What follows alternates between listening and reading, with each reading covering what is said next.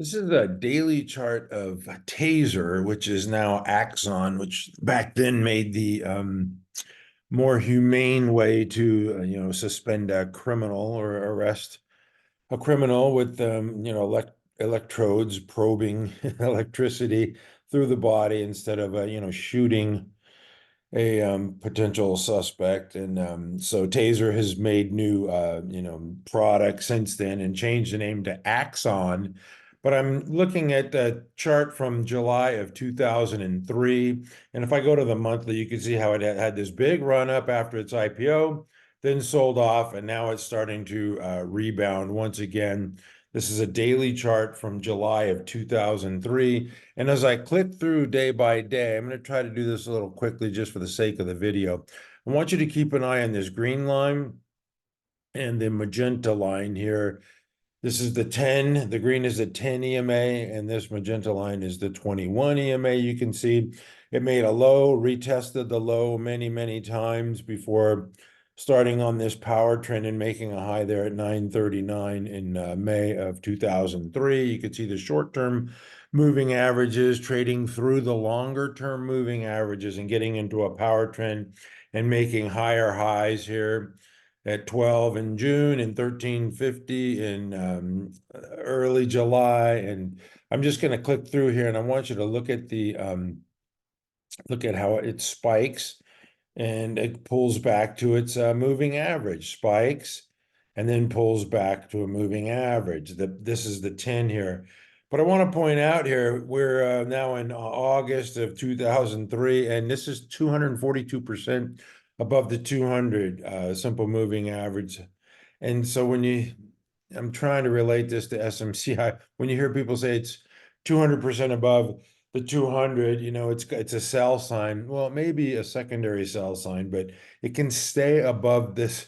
It could stay 200% above the 200 simple moving average for a long, long time. And Axon or Taser back in the day did exactly that. You can see it pulling back to its moving averages after spikes. Right here, this day looks like a sell. It undercut the 21 with volume. Oh my gosh, that's a sell sign. The end is near. It's over there. The high's $23 that day. And then look what happens. It gets support at the 21, trades higher, pulls back to the 21, spikes again. And at this point, it's 211% above the 200.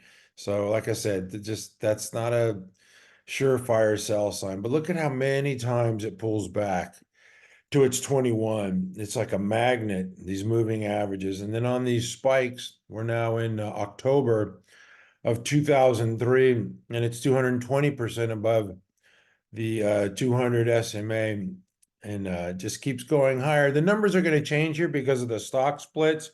You can see the highs here at 9, 12, 13, 26, 32. They split a couple times in 2004.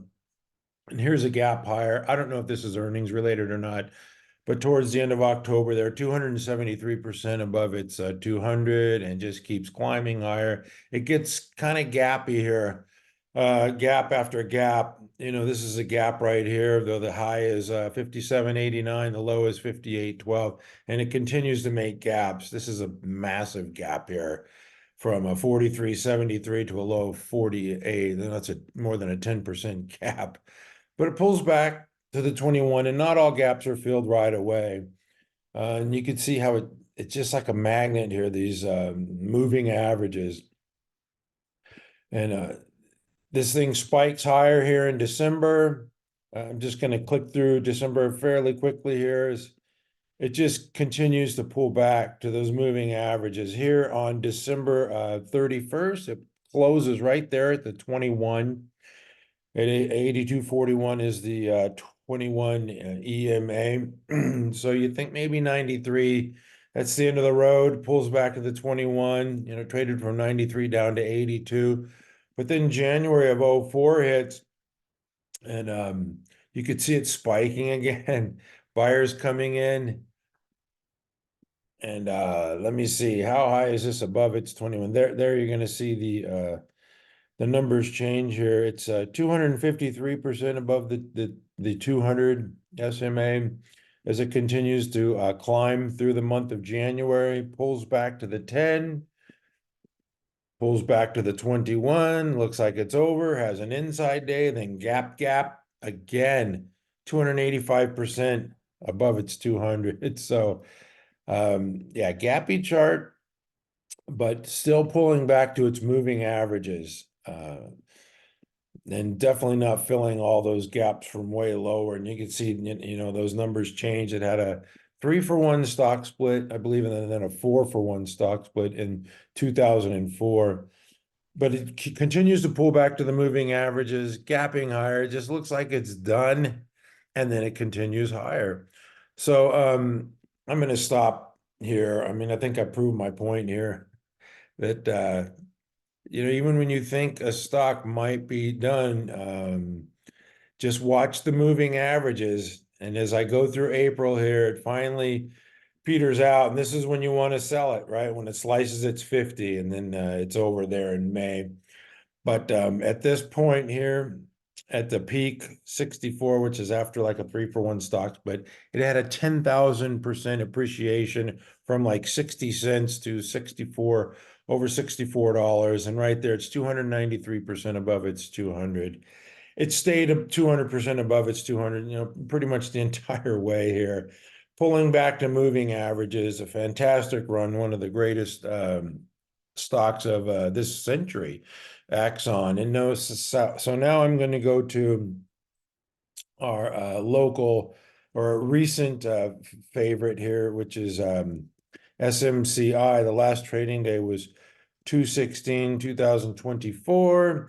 And we can see this one's kind of gappy. It broke out from this base. And so far, it's had a 5,000% move, which is half of what Taser had back in the day. And you can see it just broke out here from this this base here. This is a late stage base. And so I believe this is the final run for SMCI. I believe that a late stage base run should last a little more than just, 1, 2, 3, 4, 5 weeks. But we'll see.